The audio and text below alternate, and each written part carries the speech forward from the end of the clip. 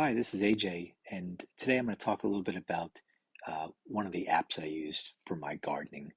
I found this app a couple years ago, and to me, it just does what I want it to do. So I've been pretty happy with it since I've downloaded it. Anyway, the name of the app is Seed to Spoon. You could just go ahead and search if you have an Android or an iPhone for your app store to see that. But once you have that, then you can go ahead and open up the app and Um, you might have to set up some settings. In my case, it's already set up for the San Antonio area.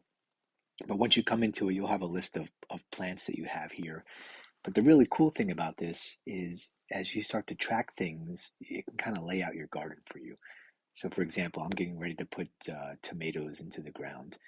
So I'm going to go ahead and type in tomatoes, and I think I have the vine type. So once I search that, you're going to see a bunch of different icons up here in the top, and I'll scroll through a few of them. But from a details perspective, it'll give you some details about it. But down here, as I go to spring planting dates, you can see the location has already been set for my zone. In my case, Schertz, Texas. It tells me kind of when it's safe to plant those types of things. And as I go further down, it shows that we have two growing seasons. And then as I go down, it gives me more and more detail about that particular variety and how it grows. So really a great resource.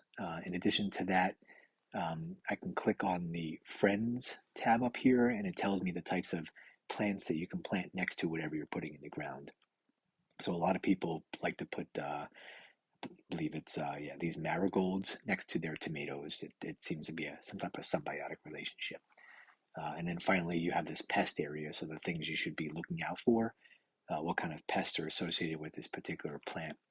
But once you have all that, then you can hit the plus sign up here in the top right and actually add it to your garden. So let's say I today's March 15th. I'm going to go ahead and put it in the ground today, which actually I'm going to wait probably until next week just because of that cold snap that we're looking at. But anyway, let's say I put it in today, and then I can go ahead and I can hit the starting method. I'll say I'm going to do a transplant because I have some growing in seed trays right now. Let's say I'm going to put 8 of them in the ground. And if you have locations designated in your yard, you can go ahead and say this. I'll just say box number 2. And then if I wanted to put the variety in there, I believe I can hit this choose button and it'll tell me the different varieties that are in here. You could probably enter your own if it's not there. But pretty cool way of tracking things. And then once you save it, it gets saved into your garden box. So you see here where it says you grow box. These are just examples of things that I'm getting ready to put in the ground. I've already put in the squash. I'm about to put some watermelon in. But it's a really cool way to kind of see what's going on. And then if you ever want to go back and see what you've done, you could just kind of go back to your garden and see the details associated with what you've put in the ground. Um, in addition to that, there's a few other tabs down here in the bottom. So I can have this My Garden, and I just went over that. You could see some of the critters that are associated with that. The weather, I don't really use this because I use other weather apps, but there's a whole bunch of kind of good information in here. But I really like it just so I can kind of keep track of my garden and I know when to put things in the ground, when I should expect harvest. And then if I just want to brush up on what kind of conditions some of my items need. Like I was just looking at the watermelon.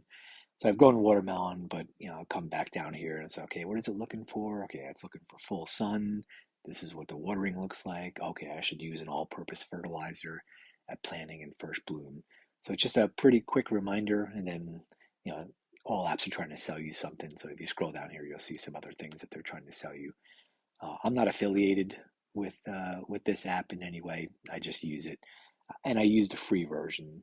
There is some upgrading that you can do if you want to pay for a more advanced version.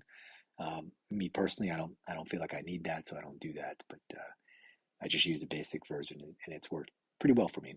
So anyway, hopefully this is helpful. If you're looking for something to help you keep track of things or have some general questions, this is a pretty decent app. And if you use a different app and you recommend that over this one, please go ahead and drop it in the comments so that I can maybe check it out. And while you're doing that, if you don't mind hitting the like button or subscribe button, it helps helps let me know if these videos are worthwhile or not. And if they are, it helps to spread that word with other users. So thank you for your time. I appreciate it, and good luck gardening.